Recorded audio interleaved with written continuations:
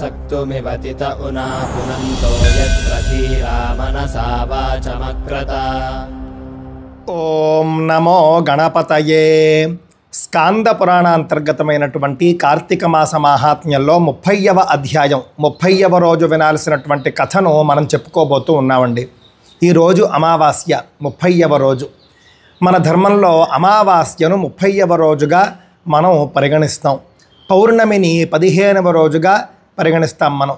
కానీ పూర్ణిమాంత మాసాలు అని చూసుకునే సౌరమానం వాళ్ళు ఉంటారు, తమిళనాడు కేరళ వాళ్ళు పౌర్ణమిని 30వ రోజుగా పరిగణిస్తారు. పెద్దగా మార్పు ఏమీ ఉండదండి. ఈ విధంగా నేడు 30వ రోజు మనం కార్తీక మాస మాహాత్మ్యాన్ని చెప్పుకుంటూ ఉన్నాం. ఈ విధంగా మనం చూసుకున్నప్పుడు 12 మాసాలు 12/30 360, అంటే మన చాంద్రమానమైన సౌరమానమైన కూడా మనకు 360 రోజులే ఉంటాయి. దానికంటే పెరగడము తగ్గడము అనేది సాధారణంగా ఉండదు. ఉన్నా కూడా మనం లెక్కలోకి తీసుకోము చాంద్రమానంలో. ఎందుకు అనంటే 360 తిథులు అయిపోతాయి. 360 సాధారణ సౌర దినాలు అవ్వకపోయినప్పటికీ కూడా 360 తిథులు అయిపోతాయి, దృష్టిలో పెట్టుకోండి. అందువల్లనే 360 ఒత్తులు అనే సాంప్రదాయమే మనకి ఉండేది. 720 అని నేను మళ్ళీ తాజాగా చెప్పారు. కానీ 365 ఒత్తులు అంటున్నారు చూసారా, ఇది చాలా దారుణం అండి. ఒక ఆవిడ ఎవరో కామెంట్ రాశారు, నేను 720 ఒత్తుల గురించి చెప్పినప్పుడు 40 ఏళ్లుగా మా తాతగారు మా బామ్మ వాళ్ళందరూ కూడా చేసింది, మాతో చేయించింది 365 ఒత్తులండి, మీరు కొత్తగా 720 చెబుతూ ఉన్నారు అని అంటే, కాత్తల్లి వాళ్ళు ఒకవేళ 360 ఒత్తులు చేసుంటే నేను సంతోషించేవాడిని. 365 ఒత్తులు అని అంటూ ఉన్నారు మీరు. అంటే ఏమిటి? ఆంగ్లేయుల యొక్క ప్రభావం చేత సంవత్సరంలో 365 రోజులు అని మనమంతా కూడా నమ్మించి మన పెద్దవాళ్ళంతా కూడా సంవత్సరంలో 365 రోజులు, అందువల్ల 365 ఒత్తులు వాళ్ళు పెట్టడం మొదలుపెట్టారా? మరి అది కూడా మనం ఆలోచించాలి కదా. అలా అయితే మరి లీపు సంవత్సరం వచ్చినప్పుడు 366 ఒత్తులు పెడుతూ ఉన్నారా వాళ్ళు? అదెందుకు పెట్టడం లేదు? కావున పెడితే 360 పెట్టండి, లేకపోతే 720 పెట్టండి. ఈ 365 ఏమిటి? కొంతమందికి తెలివితేటలు శృతి మించిపోయి నేను చెప్పిన తర్వాత 730 ఒత్తులు పెట్టాలని చెప్పారండి. ఈ విధంగా కూడా ఉన్నది. కావున మీరు పెట్టుకుంటే చక్కగా 360 పెట్టుకోండి. 720 ఒత్తులు అనేది శాస్త్రీయ శ్లోకంతో సహా నేను చెప్పడం జరిగింది. ఆ విధంగా సంవత్సరంలో మనకు 360 రోజులు దృష్టిలో పెట్టుకోండి. సౌర దినం లేకపోయినప్పటికీ కూడా ఒకే రోజు 2 తిథులు వచ్చినా కూడా 360 తిథులు వచ్చేస్తాయి. తిథి అంటే రోజు. కావున మనకు ఎప్పుడు 360 రోజులే, 360 తిథులే అనే అంశాన్ని దృష్టిలో పెట్టుకోండి. ఇక పురాణంలోకి వెళ్ళిపోతే శ్రీ గణేశాయ నమః, ఓం నమో బృహస్పతయే, ఓం నమస్తస్మై బ్రహ్మణే, ఓం నమో విష్ణవే నమః, ఓం శ్రీమత్సుందరమీశానం శ్రీమత్సిద్ధివినాయకం షణ్ముఖం స్కందమానందం బ్రహ్మాణం విష్ణుమాశ్రయే, యస్యాజ్ఞయా జగత్స్రష్టా విరించిః పాలకో హరిః సంహర్తా కాలరుద్రాఖ్యః నమస్తస్మై పినాకినే. సకల దేవతలను కూడా స్మరించుకుని కార్తీక మాస మాహాత్మ్యంలో 30వ రోజు వినవలసినటువంటి కథ. మొదట్లో మనం చూసుకుంటే కనుక సూత మహర్షి శౌనకాది మునులకు ఈ యొక్క కార్తీక మాస మాహాత్మ్యాన్ని చెబుతూ ఉంటాడండి. అందులో భాగంగా వశిష్ఠ మహర్షి జనకుడికి చెప్పడం, అందులో భాగంగా అత్రి మహర్షి అగస్త్యుడికి చెప్పడం, ఇంతవరకు మనం కార్తీక మాస మాహాత్మ్యాన్ని ఈ విధంగా చెప్పుకుంటూ ఉన్నామాట అండి. సంభాషణ రూపంలోనే ఏదైనా కూడా. ఆ విధంగా మొత్తం కార్తీక మాస మాహాత్మ్యం అంతా కూడా విన్నారు. విన్న తర్వాత ఋషులు అడుగుతూ ఉన్నారు, ఋషయ ఊచుహు సూతేన కథితం పుణ్యం మాహాత్మ్యం మాధవస్య చ భూయో వయం శ్రోతు కామాః కార్తీకస్య వ్రతస్య చ కలౌ కల్మషచిత్తానాం తథా రాగాత్మయాయినాం సంసారాం బుద్ధిమగ్నానాం అనాయాసేన కాగతిః కో ధర్మస్సర్వధర్మాణాం అధికో మోక్షసాధనః కో దేవస్సర్వదేవేషు గురుర్గురుఫలప్రదః కేన దూరాయతే మోహః కర్మణా మునిసత్తమ మానవా మందమతయః మృత్యుపాశే నియంత్రితాః జడాత్మానః కలౌ తేషాం అనాయాసేన కాగతిః ఏతత్సర్వం యథాన్యచ్చ బ్రూహి గోవింద సత్కథాం. ఏ వ్రతం చేస్తే, ఏ దేవుణ్ణి పూజిస్తే, ఏ కాలంలో మనం పుణ్యకర్మలు ఆచరిస్తే మనకు విశిష్టమైనటువంటి పుణ్యఫలాలు వస్తాయి, దయచేసి ఇవన్నీ కూడా మాకు మళ్ళీ వివరించండి సంగ్రహంగా అని చెప్పేసి ఆ యొక్క శౌనకాది మహామునులు అడగ్గా సూత మహర్షి కార్తీక మాస మాహాత్మ్యాన్నే చెబుతూ ఉన్నాడు మాటండి. కార్తీక మాసం అనేది మాసాల్లోకెల్లా కూడా ఉత్తమమైనటువంటి మాసము. మహావిష్ణువు దేవతల్లో ఉత్తమమైనటువంటి దేవుడు. అలాగని పరమశివుడు కాదని కాదు, మహావిష్ణువు పరమశివుడు ఇద్దరి యందు కూడా అభేదం. విష్ణువు గురించి ఎక్కడ చెప్పినా కూడా మనం శివుణ్ణి కూడా అన్వయించుకోవాలి, దృష్టిలో పెట్టుకోండి. కావున శివకేశవులు ఇద్దరూ కూడా ఉత్తమోత్తములైనటువంటి దేవతలు. మొత్తం సకల దేవతల్లోనూ మనం చూసుకుంటే ఇంద్రాది దేవతలు వాళ్ళందరికంటే కూడా అని అక్కడ ఉద్దేశం మాటండి, బ్రహ్మదేవుడి కంటే కూడా. కావున మాసాల్లో శ్రేష్టమైనటువంటి కార్తీక మాసంలో దేవతల్లో శ్రేష్ఠులైనటువంటి శివకేశవుల్ని మనం పూజించాలి. పూజిస్తే కనుక మనకు అన్ని యజ్ఞాలు చేసినటువంటి ఫలితం వస్తుంది, అన్ని దానాలు చేసినటువంటి ఫలితం వస్తుంది అని చెప్పేసి చెబుతూ కార్తీక మాసంలో మహావిష్ణువు యొక్క కథలు ముఖ్యంగా వినాలి, భాగవత కథలు ముఖ్యంగా వినాలి అని చెప్పేసి చెబుతూ ఉన్నారండి. గోవింద సత్కథ. అందుకే ముఖ్యంగా కార్తీక మాస మహాత్మ్యంలో అంబరీషోపాఖ్యానం కావచ్చు, అజామీళోపాఖ్యానం కావచ్చు చేర్చారండి. నాకు అనిపించేది కార్తీక మాస మహాత్మ్యంలో అంబరీషోపాఖ్యానాన్ని ఎందుకు తెచ్చారు అని చెప్పేసి. అంబరీషోపాఖ్యానంలో భగవన్ మహిమ ఉంటుంది. ఆ భగవన్ మహిమ ఎందుకు చెప్పారు అని అంటే, కార్తీక మాసంలో భాగవతంలో నుండి ఒక్క వాక్యాన్ని విన్నా, ఒక్క వాక్యాన్ని చదివినా కూడా మనకు అద్భుతమైనటువంటి పుణ్యం కలుగుతుంది. అందువల్ల మనకు అంబరీషుడి కథ ఇందులో చేర్చి మనందరికీ కూడా చెప్పే ప్రయత్నం చేస్తూ ఉన్నారండి.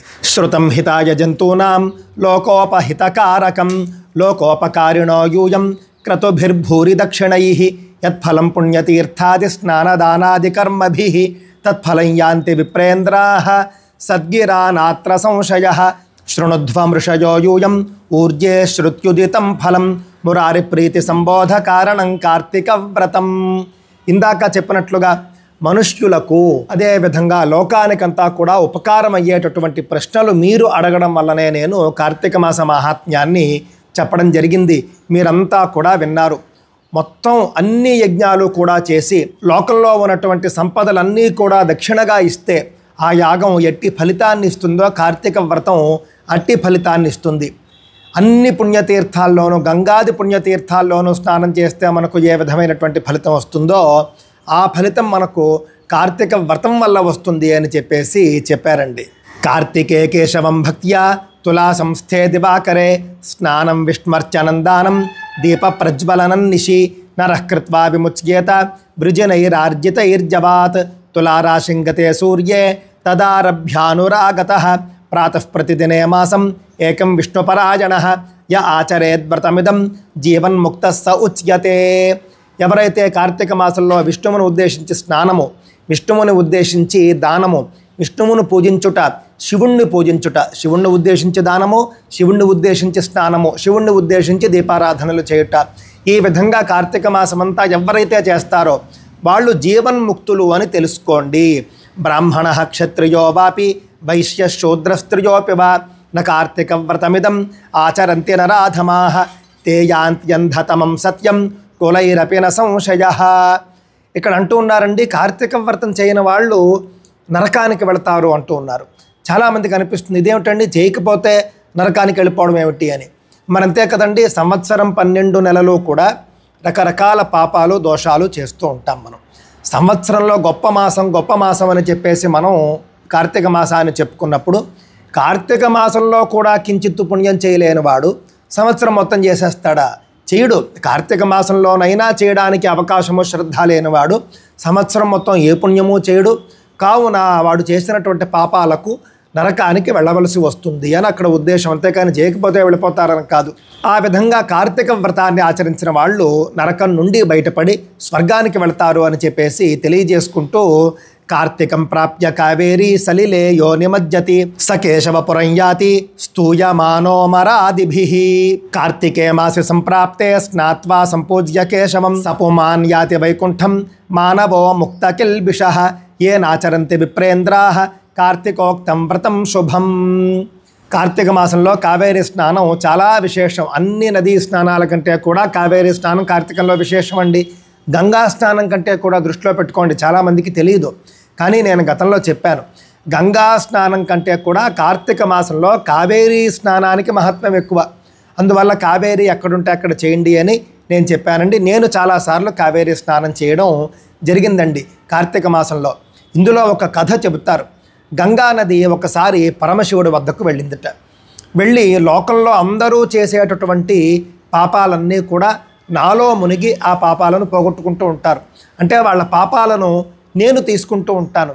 మరి నేను తీసుకున్నటువంటి ఇన్ని కోట్ల పాపాల నుండి నేను ఎలా విముక్తురాలనవుతాను, మార్గం చెప్పండి నాకు అని చెప్పేసి పరమశివుడిని అడిగితే పరమశివుడు ఆశ్చర్యపోయి, నువ్వు సాక్షాత్తు విష్ణుపాదోద్భవి అయినటువంటి జాహ్నవివి కదా, నీకు పాపం ఏమిటి అంటే, లేదు నేను ఈ పాపాలను భరించలేకపోతూ ఉన్నాను, కోట్లాది మంది వచ్చి మునిగిపోతున్నారు, కోట్లాది మంది నాతో ప్రోక్షణ చేసుకుంటూ ఉన్నారు, కావున నా పాపం పోయేటటువంటి విధానం కూడా చెప్పండి అని అంటే అప్పుడు శివుడు చెప్పాడండి. మొత్తం 11 నెలలు కూడా జనులంతా కూడా నీలో వచ్చి మునగని వాళ్ళ పాపాలను నువ్వు తీసుకో.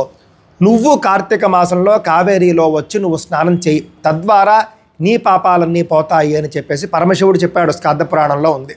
కావున కార్తీక మాసంలో కావేరీ స్నానం చాలా విశేషమండి. మనం ముందు చెప్పుకున్నట్లుగానే ఆ విధంగా ఎవరైతే కార్తీక మాసంలో కావేరీ స్నానం చేస్తారో వాళ్ళు సకల పాపాల నుండి కూడా వాళ్ళు బయటపడతారు, బయటపడి వైకుంఠానికి వెళతారు అని చెప్పేసి చెబుతూ, కీర్తితః కార్తీక పుణ్యః సర్వమాసోత్తమోత్తమః సర్వపాప ప్రహరణం కార్తీకస్య వ్రతోత్తమం విష్ణు ప్రీతికరం పుణ్యం దుర్లభం త్వకృతాత్మనాం.